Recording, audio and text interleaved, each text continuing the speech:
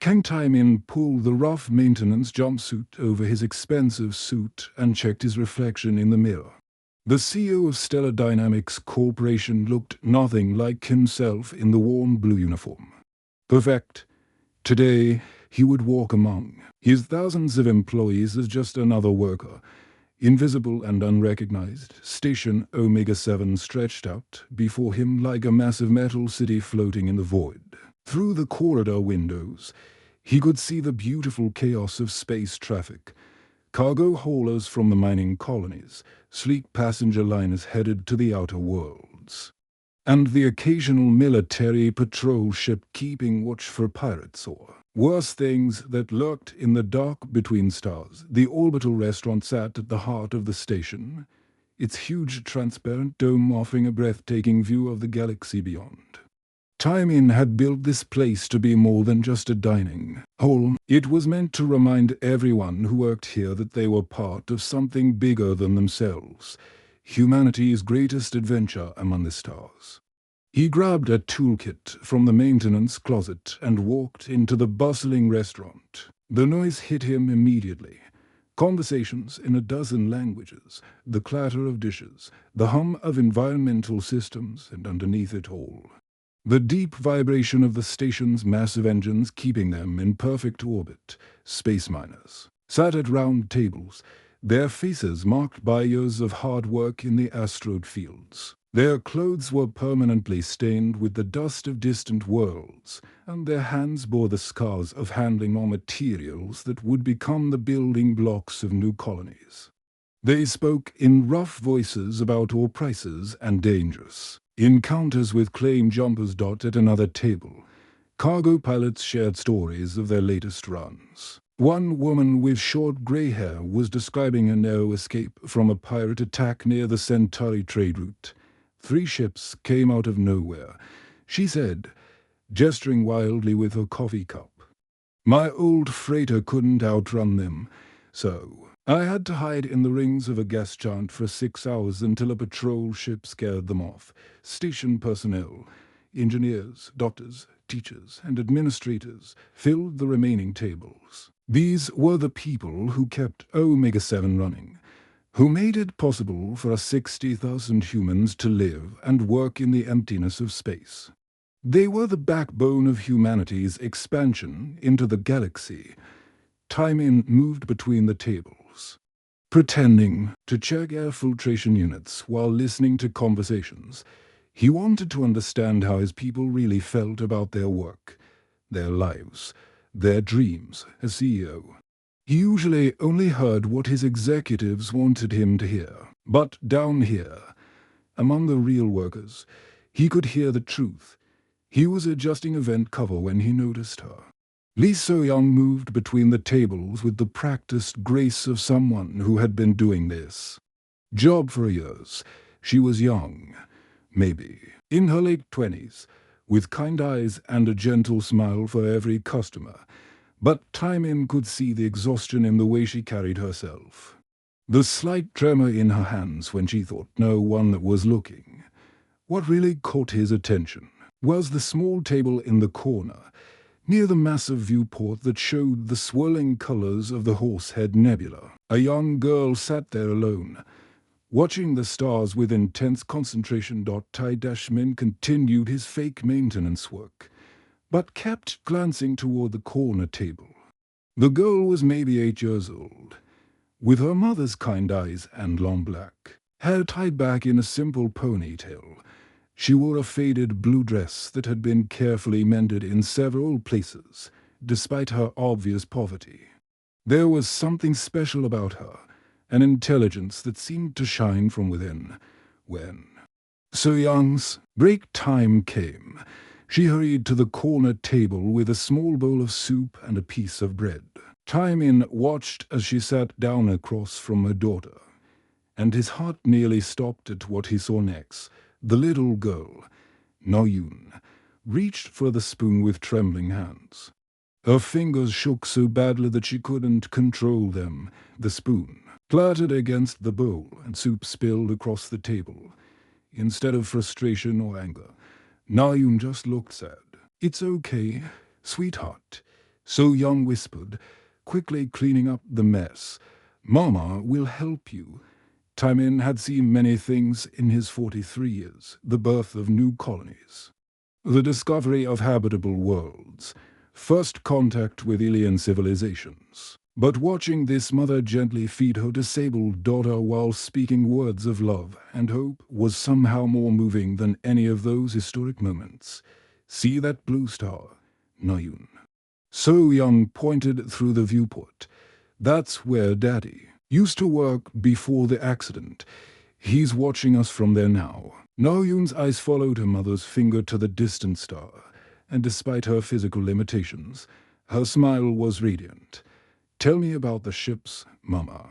"The big cargo ships carry supplies to help people all across the galaxy. They bring food to the farming colonies, medicine to the research stations, and building materials to help create new homes for our people. Maybe someday, when the doctors find a way to help your hands, you can pilot one too." Taimin felt something powerful stir in his chest. He had built his company on advancing human capabilities in space. Better engines, stronger materials, more efficient life support systems. But he had never considered how technology might help those who struggled with basic tasks, who were trapped by the limitations of their own bodies. Taimin couldn't stop thinking about what he had witnessed. The next morning, he put on his maintenance uniform again and continued his secret observation of Station Omega-7. But this time, he wasn't just watching.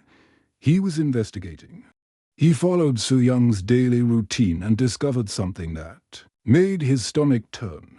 At 6 a.m., she started her shift at the restaurant, serving breakfast to the early crew rotations. The woman smiled at every customer, refilled coffee cups, and cleaned tables with the same gentle efficiency he had noticed before.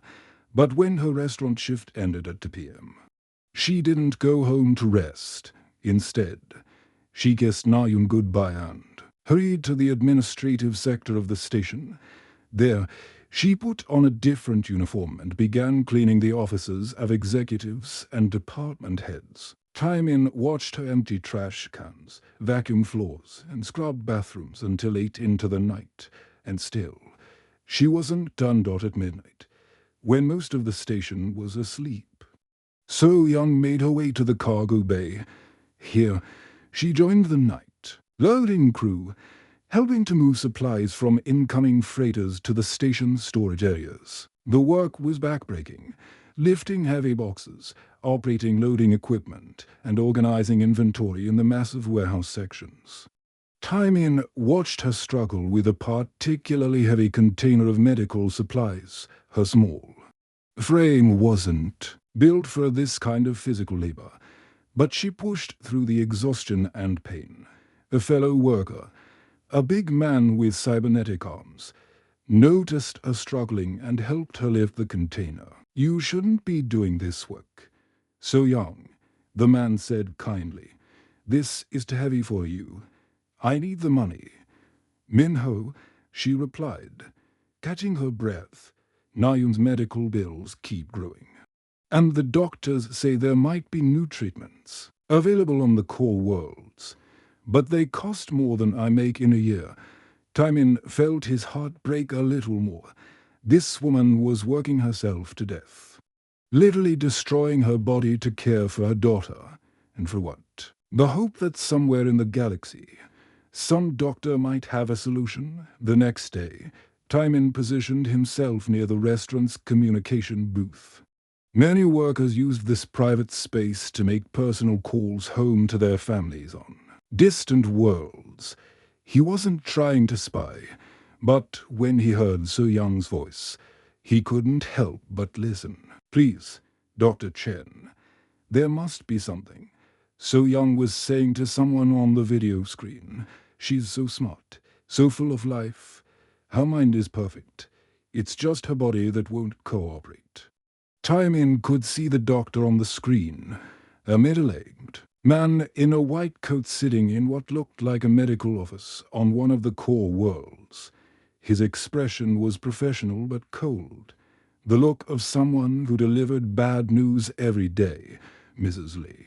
I've reviewed your daughter's medical records. Again, the neurological damage from the accident is too extensive.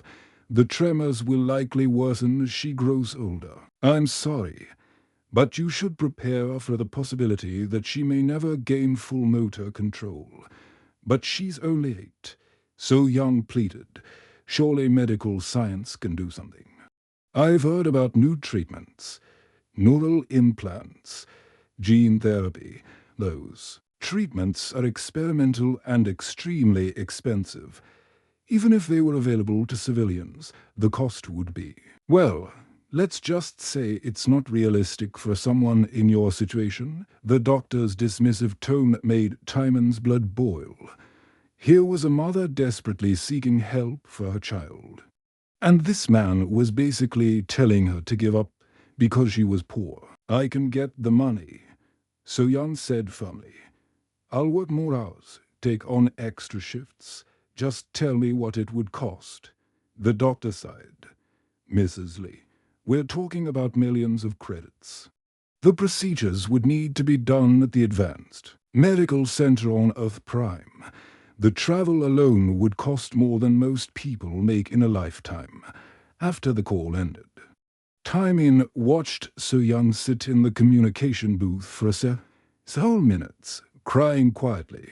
When she finally emerged, she wiped her eyes and went back to work as if nothing had happened. That evening, Timon found himself following So Young to her small apartment in the residential sector. Through the thin walls, he could hear her helping Na-Yoon with homework. Curious, he found a maintenance access panel that gave him a view into their living space. What he saw amazed him. Na-Yoon sat at a small table, her homework spread out in front of her. The problems were advanced mathematics, the kind of equations that most adults would struggle with, but Na-Yoon was solving them in her head, speaking the answers aloud while her mother carefully wrote them down. The velocity needed to escape the gravity well of a planet with twice Earth's mass would be. Na-Yoon paused, her eyes moving as she calculated. Approximately 15.8 kilometers per second. That's my brilliant goal. So Young said, writing down the answer. You're going to be the best engineer in the galaxy someday. I want to be an engineer like Daddy was, Na-Yoon said, and then her face fell as she tried to reach for her juice container. Her hand trembled violently, and she accidentally knocked it over, spilling the contents across her homework. I'm sorry, Mama, Na-Yoon said, tears starting to form. I ruined my homework again. It's okay, sweetheart, So Young said quickly, cleaning up the mess. We'll print out new worksheets. This doesn't matter, but Timon could see the frustration in Na-Yoon's eyes. Here was a child with the mind of a genius, trapped in a body that wouldn't obey her commands. She could calculate the orbital mechanics of spacecraft, but she couldn't hold a simple cup without spilling it. You will be an engineer, So Young said firmly, reprinting the homework pages. We'll find a way, sweetheart. Humans always find a way. That's what makes us special. When we face impossible problems, we don't give up. We find solutions. Those words hit Timon like a bolt of lightning. Humans always find a way. That was exactly what his company was supposed to be about. Pushing the boundaries of what was possible. Finding solutions to impossible problems. He had spent years developing technology to help humans survive in the harsh environment of space. He had created better life support systems, more efficient engines, stronger materials. But he had never considered using that same innovative spirit to help humans overcome the limitations of their own bodies, standing in that maintenance corridor, watching a mother's love and a daughter's brilliant mind trapped by biological limitations. Timon made a decision that would change everything. He was going to find a way to help Na-Yoon, not just because it was the right thing to do, but because it represented everything humanity stood for: the refusal to accept limitations, the determination to reach for the impossible, and the belief that every human life had infinite potential. The next morning, Timon didn't put on his maintenance uniform. Instead, he called an emergency meeting with his top scientists and engineers. It was time to tackle the greatest challenge of his career. Timon strode into his executive office at the top of Station Omega-7, his mind racing with possibilities. The massive corner office offered a stunning view of the galaxy beyond. Distant nebulae painted the darkness in brilliant colors, and the constant stream of starships reminded him that humanity had conquered the impossible. Before he activated his communication system and sent out an urgent message to his top research team. Emergency meeting in conference room Alpha. All department heads, 50 minutes. Dr. Park Jinwoo was the first to arrive, still wearing his lab coat from the Neural Interface Division. Behind him came Dr. Sarah Kim from Biomedical Engineering, followed by the heads of Advanced Materials, Quantum Computing, and Cybernetic Integration. These were the brightest minds in human space. The people who had helped Timon build technologies that seemed like magic just decades ago. "What's the emergency, sir?" Dr. Park asked, settling into his chair on the holographic conference table. "Did the military contract fall through?" Timon activated the room's privacy shields and pulled up a holographic display showing the Neural Interface Project. For months, his team had been developing this technology for the Galactic Defense Force. The interface was designed to give Space Marines lightning-fast reflexes and allow starship pilots to control vessels with pure thought. The military applications are proceeding perfectly, Timon said. But I want to shift our focus. I want to adapt this technology for medical applications. Dr. Park's eyebrows shot up. "Sir, we're 3 months away from final testing. The military contracts alone are worth billions of credits. Why would we change direction now?" Instead of answering immediately, Timon pulled up the security footage he had secretly recorded in the restaurant. The hologram showed Naoyun struggling to lift her spoon, her small hands trembling with uncontrolled movement. Then it showed her solving complex mathematical equations in her head while her mother wrote down the answers, because this little girl represents something more important than military contracts, Timon said quietly. She represents human potential trapped by biological limitations. Her mind is brilliant. She could design the starships that will carry us to distant galaxies, but her body won't let her even feed herself. The room fell silent as the scientists studied the footage. Dr. Kim leaned forward, her expression intense. "The neurological damage appears to be in the motor cortex. The pathways between her brain and her muscles are disrupted." "Exactly," Timon said. "But what if we could bypass those damaged pathways entirely?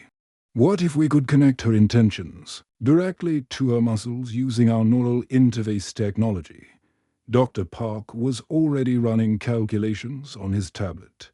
"The basic technology is there. We've been developing interfaces that can read complex thought patterns and translate them into precise actions. But military applications are different from medical ones. We need to completely redesign the neural mapping protocols. The resolution would need to be incredible," Dr. Kim added, getting excited.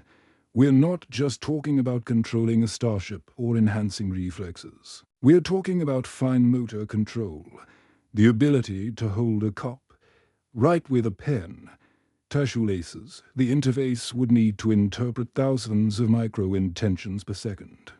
Timon could see the spark of inspiration in their eyes. This was what made his team special. They didn't just solve problems. They found ways to make the impossible possible. The quantum processing power alone would be enormous. Said Dr. Chen from the Quantum Computing Division, "We need to miniaturize our most advanced processors and make them biocompatible. It's like trying to fit a starship's navigation computer into something the size of a grain of rice. But it's possible, Timon asked. The team exchanged glances. They had worked together for years, pushing the boundaries of human technology. They had developed faster-than-light communication, created materials stronger than diamond, and built artificial intelligences that could manage entire star systems. It's ambitious, Dr. Park said finally, but possible. We'd need to modify the neural pathways to bypass damaged neurons and connect directly to motor functions. The interface would need to learn the user's specific thought patterns and adapt in real time. How long? Timon asked. 6 months. Maybe a year if we're lucky, Dr. Kim replied. The testing alone would take 3 weeks. Timon interrupted. I want a working prototype in 3 weeks. The room erupted in protests. Sir, that's impossible, Dr. Park said. The board won't approve that kind of budget shift without guaranteed profits. The shareholders will revolt if we abandon the military contracts. Timon stood up and walked to the massive window overlooking the galaxy. In the distance, he could see a convoy of medical ships heading toward the outer colonies, carrying supplies and doctors to settlements that barely had enough resources to survive. Humanity had spread across the stars, but they still hadn't conquered their own biological limitations. I am the board's majority shareholder, he said simply. And I'm not abandoning the military contracts. We're expanding our mission. Make it happen. For the next 3 weeks, Timon's research facility became a hive of activity unlike anything they had ever seen. Scientists worked round the clock, sleeping in their labs and eating meals at their workstations. The Neural Interface Division was expanded to triple its size, with researchers recruited from across human space. The breakthrough came on day 18. Dr. Park burst into Timon's office at 3 a.m. His eyes red from exhaustion but blazing with excitement. We did it, he said, holding up a device no bigger than a coin. The neural interface can read intention patterns and translate them into precise motor control. But we need to test it on a real patient. They found their volunteer in Dr. Lisa Wong, a former Starship engineer who had suffered neural damage in a reactor accident 5 years earlier. She had the same type of motor control issues as Noyun, though less severe. When they explained the experimental treatment, she didn't hesitate. I used to design the navigation systems for deep space explorers, she said. I helped humanity reach the edge of the galaxy, but I haven't been able to write my own name in 5 years. If this technology can help others like me, then I want to be part of it. The surgery took 12 hours. The neural interface was carefully implanted at the base of her skull, with microscopic connections extending into her motor cortex. When Dr. Wong woke up, the first thing she did was stare at hands. Try to move your fingers, Dr. Park said gently. Dr. Wong concentrated, and her fingers moved smoothly, without tremor or hesitation. She picked up a stylus from the bedside table and looked at it in wonder. It's like my brain is talking directly to my hands, she whispered. I can feel the intention flowing through the interface. Then she did something that brought tears to everyone's eyes. She took a piece of paper and wrote her daughter's name in beautiful, flowing script. It was the first time she had been able to write in 5 years. Happy birthday, Myung. She wrote, Love, Mom. The neural interface had worked perfectly. They had taken a technology designed for a military enhancement and transformed it into a medical miracle. The device could read intention from the brain and translate it into precise motor control, bypassing damaged neural pathways entirely. But the real test was still to come. It was time to approach Soo-young and offer her daughter a chance at the life she deserved. Timon looked out at the stars and smiled. Humanity had always found a way to overcome impossible challenges. Today, they had found a way to give a brilliant little girl the freedom to use her incredible mind. The next phase of their mission was about to begin. Timon's hands trembled slightly as he adjusted his maintenance uniform one last time. After 3 weeks of intense work, sleepless nights, and breakthrough discoveries, this was the moment that would change everything. He had the power to transform Noyun's life. But first he had to convince her mother to trust him. The restaurant was in its usual afternoon lull when Timon spotted So-young taking her break. She sat at the corner table with Noyun, patiently helping her daughter with a glass of water.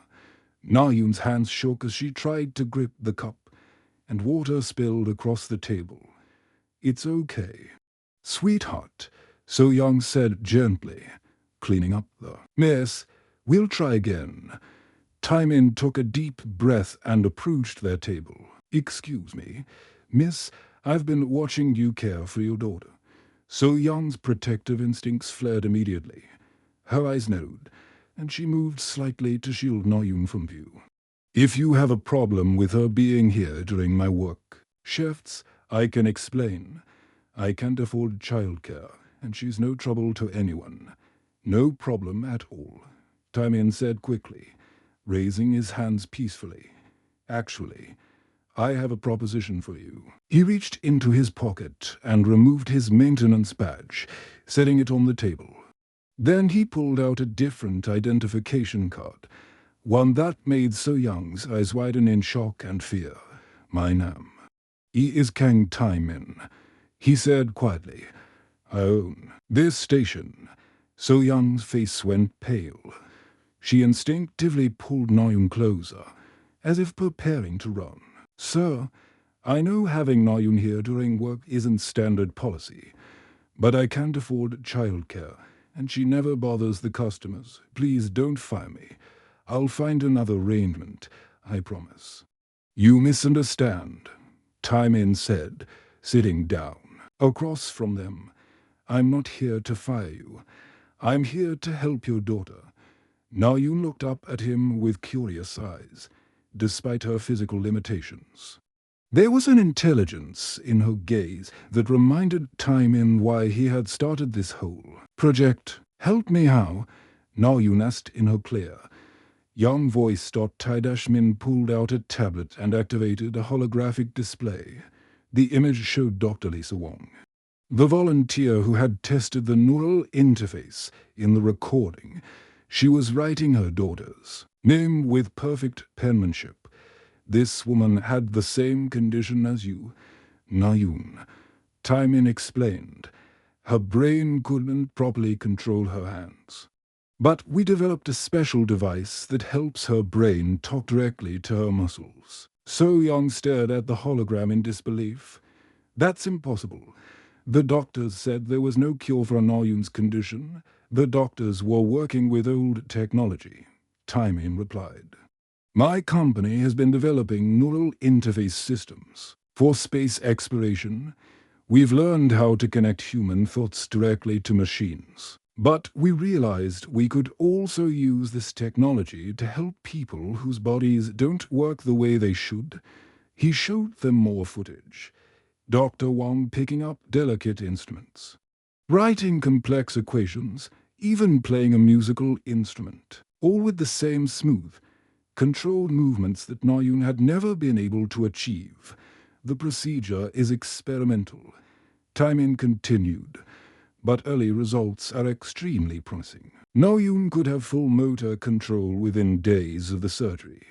So-young was skeptical, and Timon could see the wall of protective doubt in her eyes. "Why would you help us? You don't even know us. What do you want in return?" Timon leaned back in his chair, looking out at the stars visible through the restaurant's massive viewport. "Do you know what I saw when I watched you and Noyun together? I saw a mother's love inspire a daughter to dream of piloting starships despite hands that can't hold a spoon. That's the kind of human spirit that built everything we see Vaughan. US That's what carried us from a single planet to an entire galaxy full of colonies and space stations. He turned back to So Young.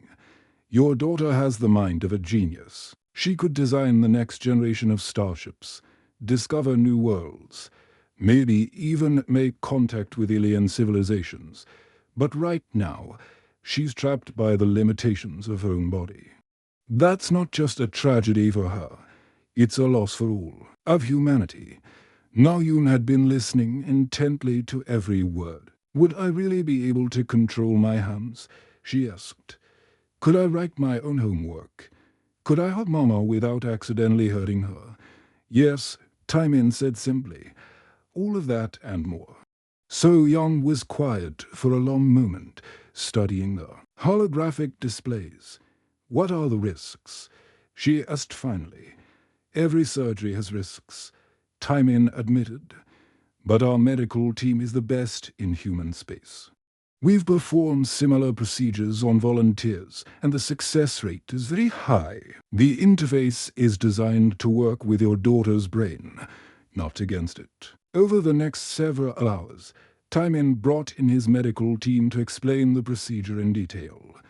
Dr. Park Jinwoo showed So Young the neural interface device, a small, coin-sized implant that would be placed at the base of Naoyun's skull. Dr. Sarah Kim explained how the device would learn to interpret Naoyun thought patterns and translate them into precise motor control. The most amazing part, Dr. Kim said, is that the interface adapts to each user. It will learn how Naoyun thinks about movement and customize itself to work perfectly with her brain. So Young asked hundreds of questions about the risks, the recovery time, the long-term effects. The medical team answered each one patiently and thoroughly. They showed her brain scans, explained the surgical procedure, and demonstrated how the interface worked with other patients. Finally, So Young turned to her daughter. What do you think? Naoyun. It's your choice. Naoyun looked at her hands, then at her mother, then at the holographic displays showing Dr. Wong's smooth, controlled movements when she spoke. Her voice was filled with the wisdom of a child who have faced more challenges than most adults. If it means I can hug Mama without accidentally hurting her, let's do it, she said simply. The surgery was scheduled for the next morning. Taimin had his best surgical team flown in from the medical center on Mars, along with the most advanced equipment available. The operating room was prepared with the same precision used for space missions as Naoyun was. Wheeled into surgery, she looked up at her mother with complete trust. I'll see you soon, Mama, and when I wake up, I'll be able to hold your hand properly. The surgery took 6 hours. Taimin paced the waiting room alongside Zoyoung, both of them watching the surgical monitors that showed the delicate work being performed. The neural interface had to be positioned perfectly, with microscopic connections extending into Naoyun's motor cortex. When Dr. Park finally emerged from the operating room, he was smiling. The surgery was perfect.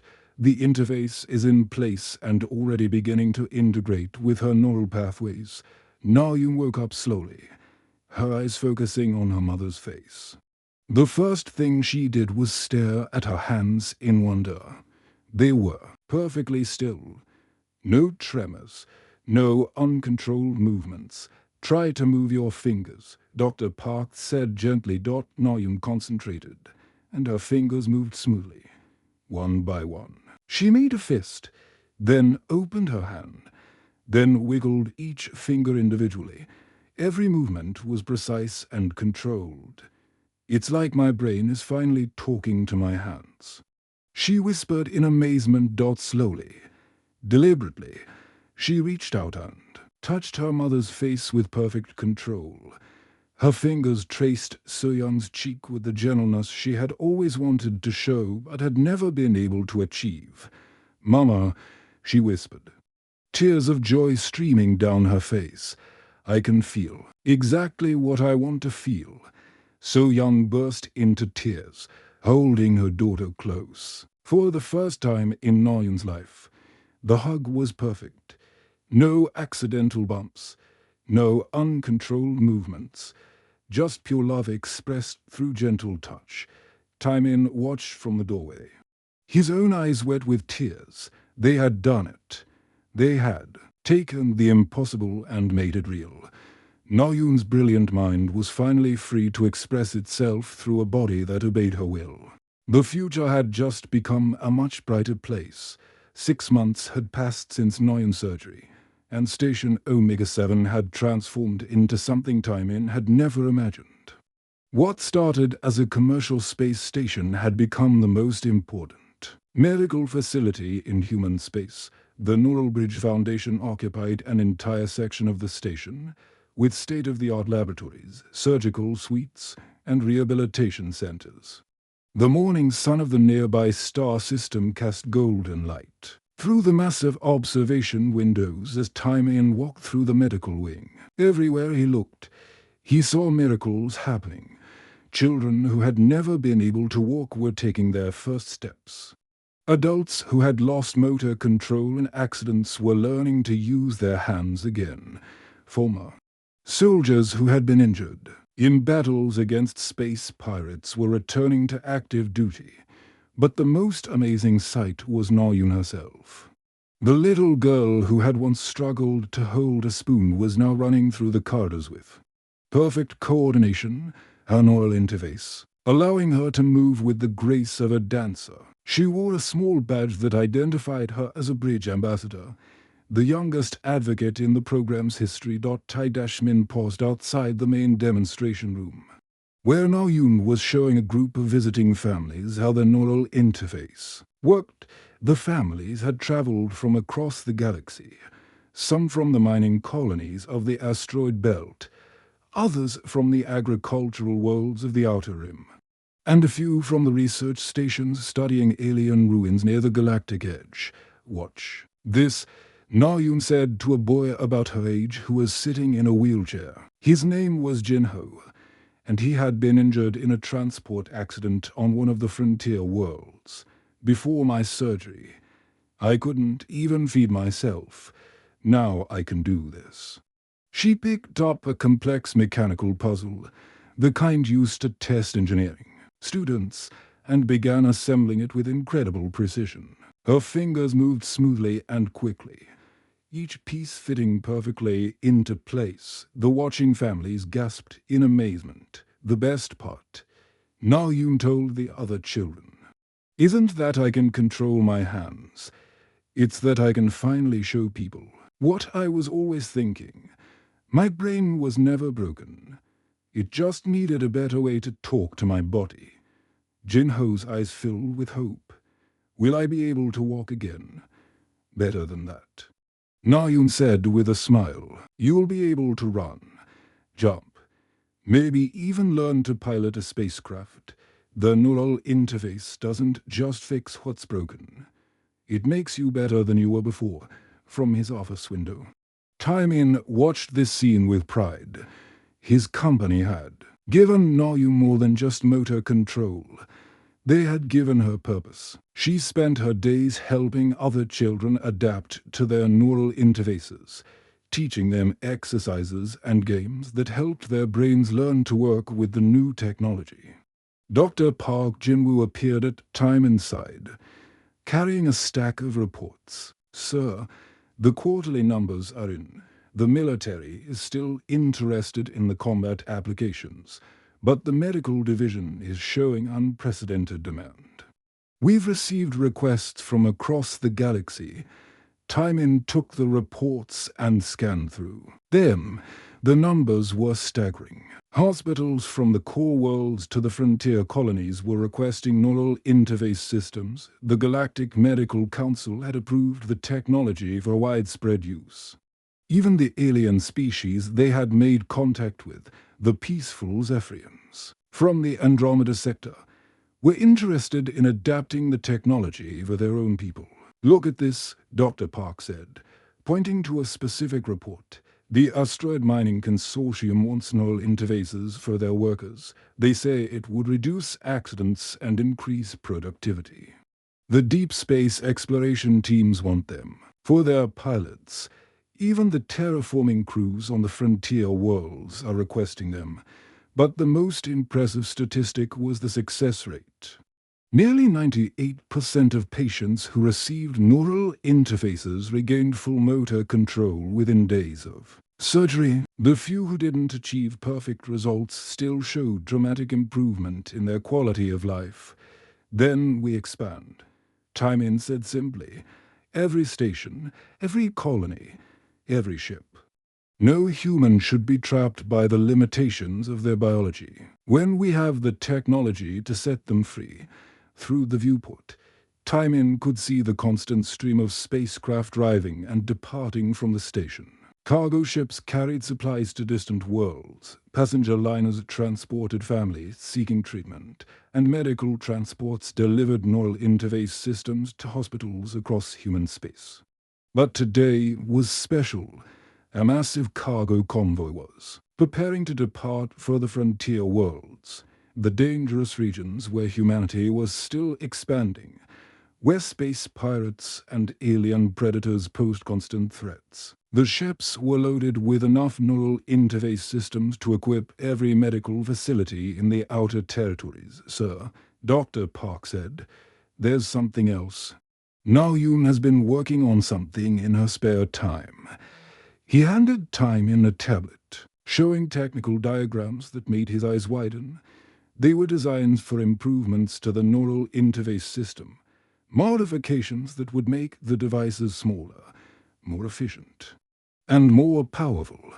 She designed these herself, Timon asked in amazement, with some help from our engineering team. But the core concepts are all hers. She's only 8 years old. But she understands the technology better than most of our adult researchers. Timon smiled. Na-Yoon had kept her promise to herself. She was already becoming the engineer she had always dreamed of being. Her brilliant mind finally able to express itself through hands that obeyed her will. The sound of laughter drew his attention back to the observation window. Na-Yoon was playing with a group of children who had all received neural interfaces. They were building a model spacecraft together, their movements coordinated and precise. Jin-Ho, who had received his interface just 2 weeks ago, was helping to install the engine components. Look at that, Na-Yoon said, pointing to their creation. It's beautiful when everyone works together. So Young appeared at time inside, no longer wearing the worn uniform of a waitress. As Director of Family Support Services, she helped other families navigate the treatment process, using her experience to guide them through the emotional and practical challenges. The Yamamoto family from the Jupiter colonies just arrived. She reported, their daughter has the same condition Na-Yoon had. They're scared, but hopeful. You'll take good care of them. Timon said, you understand what they're going through, better than anyone. So Young nodded, then looked out at the children playing in the medical wing. Sometimes I can't believe this is real. 6 months ago, I was working 3 jobs just to survive. Now I'm helping families from across the galaxy. Thank you, she said simply. Thank you. Timon replied, she reminded me why we reach for the stars in the first place, not to escape our humanity, but to fulfill it. As they watched, Na-Yoon looked up from her work and waved at them through the observation window. Her smile was bright enough to outshine the stars themselves. She had become more than just a success story. She had become a symbol of human potential unleashed. The null bridge hadn't just connected her mind to her body.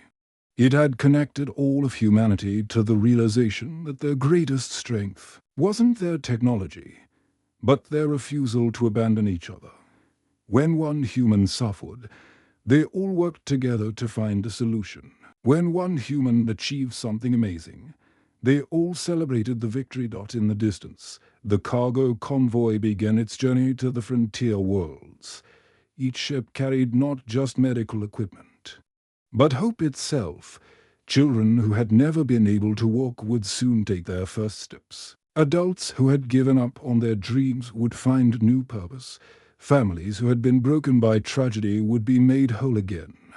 And somewhere in the vast galaxy, there were probably other little girls like Noyun, brilliant minds trapped by biological limitations, waiting for someone to give them the freedom to show the universe what they were truly capable of achieving. The future had never looked brighter. The end.